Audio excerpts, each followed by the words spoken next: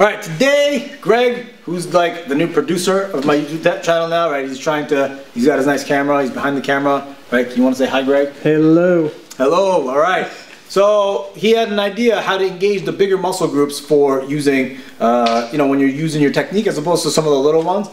Here's the classic one. I'm talking about Osoto gari. By the way, this is Luca, our resident Georgian, right? It's good, the Georgian grip. Yep. So, Osoto gari, classically, we learn, right? Osoto gari, where we open this hand up and then pull our opponent, right? But notice when you're doing this sort of movement, this classical Osoto gari movement, I'm engaging my rear delts here, okay? A very small muscle. Not on me, but most people. So generally speaking, you don't really want to use this tiny little muscle to engage, right? Obviously, a lot of the times when you see Osoto gari done in a classical way, you see people with the right hand, the tsurite, right? Using the wrist going upwards here, and then engaging sort of this brachialis muscle here, and then tightening the anterior deltoid. Okay, also a very small muscle on most people, not me, right? So how can we use our big muscle groups when we're doing Osoto gari? All right, so I sort of teach Osoto gari in a way as opposed to what I'm doing, but what my opponent is doing. All right, so if we're linked up right versus right, my goal when I'm teaching Osoto gari is to have my opponent put all his weight onto this leg. Okay? This is the primary leg that I'm going to reap. This is the position that I want to force. Okay? Whether I go like this or go like that, it doesn't really matter as long as I can get my opponent onto that one leg. Right?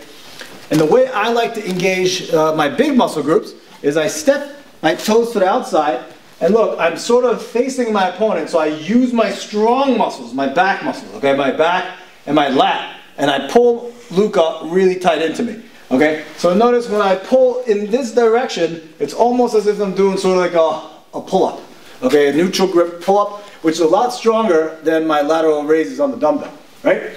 So, good hand position, okay, 50-50, it's always going to be hard, because if I'm facing him and if I'm pulling him using my strong muscle groups, he's also pushing me away with equally as strong muscle groups, which is his chest, his pec, delt, and triceps. Okay? So it's going to be my big pulling muscle versus his big pushing muscles. It's not really something that I really want. Okay? So, hand position winning as usual. Okay? Hand high, right? His pushing power, his pushing position with his hand not as strong.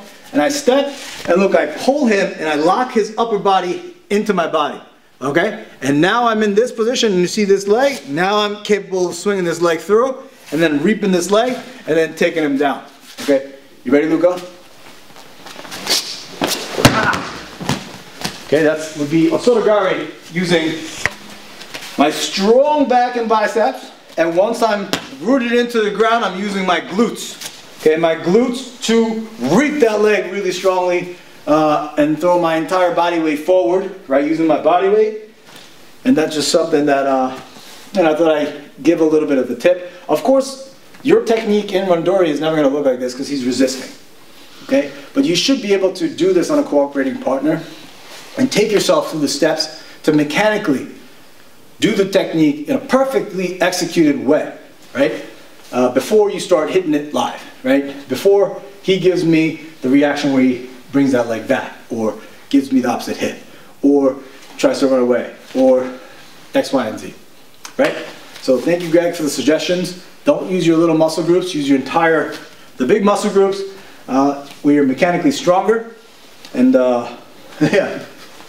You have anything you want to say? Judo is not about being efficient, it's about muscles. Oh, thank you.